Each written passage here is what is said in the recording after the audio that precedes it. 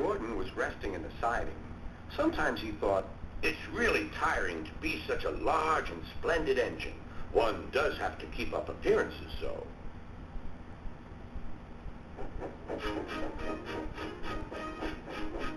Beep, beep, beep, beep. Hello, lazy bones, whistled Henry.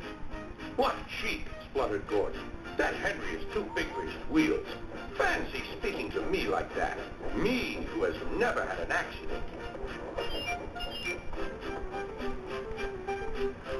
Are jammed whistles and burnt safety valves accidents? Asked Percy innocently. No, indeed. High spirits. Might happen to any engine. But to come off the rails like Henry did, well, I ask you, is that right? Is it decent? Then it was Henry's turn to take the express. Gordon watched him getting ready. Be careful, Henry. You're not pulling the flying kipper now. Mind you keep on the rails today.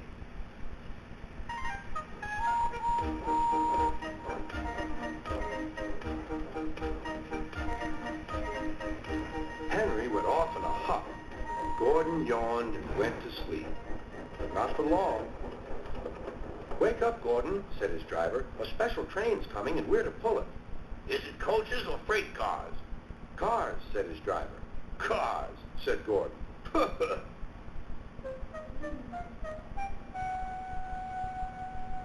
Gordon's fire was slow to start, so Edward had to push Gordon to the turntable to get him facing the right way.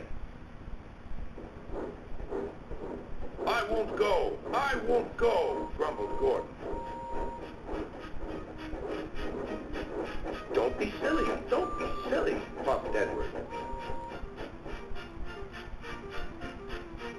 At last, Gordon was on the turntable. The movement had shaken his fire. It was now burning nicely and making steam. Gordon was cross and didn't care what he did. He waited till the table was halfway round. I'll show them, he hissed. He moved slowly forward to jam the table, but he couldn't stop himself and slithered into a ditch. Whoosh, he hissed. Get me out! Get me out! Not a hope, said his driver and fireman. You're stuck, you silly great engine. Don't you understand that? They telephoned Sir Topham Hatt. So Gordon didn't want to take the special train and ran into a ditch? What's that you say? The special's waiting?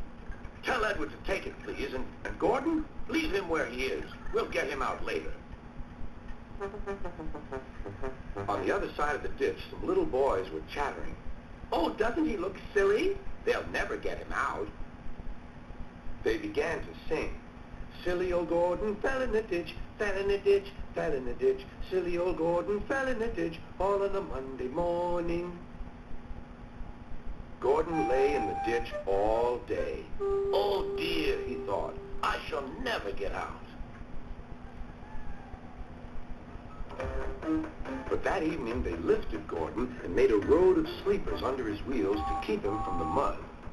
Strong ropes were fastened to his back end, and James and Henry, pulling hard, managed to bring him to safety.